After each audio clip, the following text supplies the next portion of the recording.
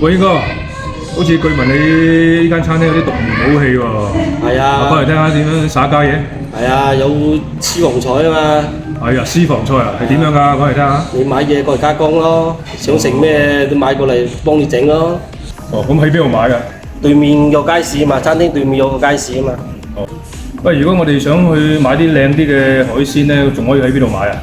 有啊，去沙龍海鮮批發市場咯，嗰邊啲嘢咧品種比較多啲，齊啲，嗰啲價錢咧相對嚟優惠少少咯。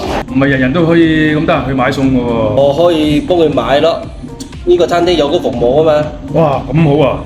咁點收費法啦？加工一個菜咧平均20-30蚊咯。假如呢個點菜點得多嘅，加工費可以少一啲咯。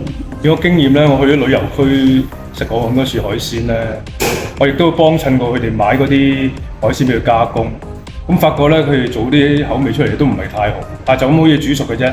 仲有喎，梗係咁有啲嘢唔同咗嘅，唔係少咗，啲料就唔同咗嘅。肯定啦，威哥，旅遊區係咁啦，做一次生意咧，人哋都係靠呢啲揾錢嘅嘛，唔係換你哋減少少咧。